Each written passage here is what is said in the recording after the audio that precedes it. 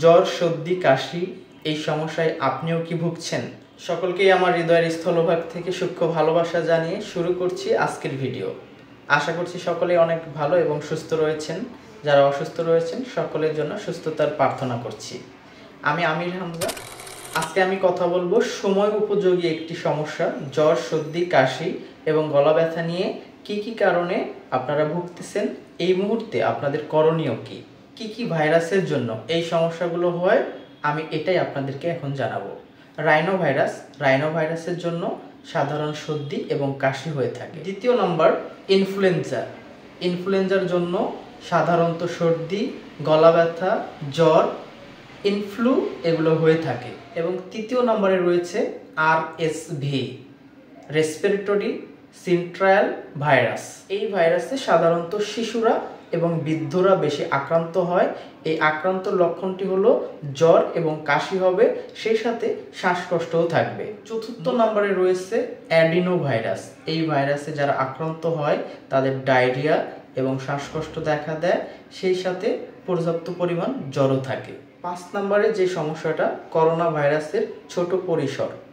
এই corona virus ছোট পরিসরে আমাদের শরীরে দেখা দিতে পারে, যে জন্য গলা ব্যথা, ডায়রিয়া, শ্বাসকষ্ট, জ্বর, শরীরে বিভিন্ন র্যাশ এগুলো দেখা দিতে পারে।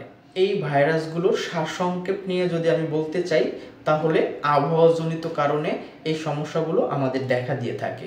কখনো গরম, কখনো ঠান্ডা, কখনো বৃষ্টি, কখনো রোদ। এই আবহাওয়ার যে ইমব্যালেন্স হচ্ছে, ইমব্যালেন্সের জন্য আমাদের শরীরে বিভিন্ন ভাইরাস প্রবেশ করতেছে। আবহাওয়া স্টেবল একটা পজিশনে নাই, সুতরাং এই ভাইরাস থেকে আপনাদেরকে সতর্ক থাকতে হবে। ঘরের আশেপাশে ময়লা আবর্জনা ফেলা যাবে না, সেখান থেকে মশার উৎপত্তি হয়ে ডেঙ্গু যাতে না হয়, এবং স্যাঁতসেঁতে পরিবেশ করে রাখা যাবে না ঘরের মেঝেতে এবং আশেপাশে। তাতে করে অ্যাডিনো ভাইরাস, রাইনো ভাইরাস এই ভাইরাসগুলো আমাদেরকে আক্রমণ করতে পারে। এবং সেই সাথে আমাদের প্রতিনিয়ত ইমিউনো বুস্টিং খাবার খেতে হবে, ভিটামিন সি জাতীয় খাবার খেতে হবে।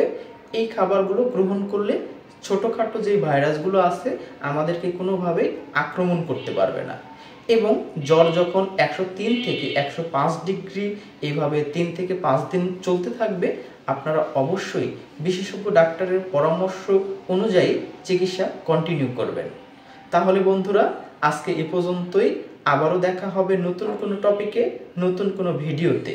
ততক্ষণ সবাই ভালো থাকবেন, সুস্থ থাকবেন, এবং আমার এই ইউটিউব চ্যানেলটি চিকিৎসা রিলেটেড সবাই সাবস্ক্রাইব করে পাশেই থাকবেন। আসসালামু আলাইকুম।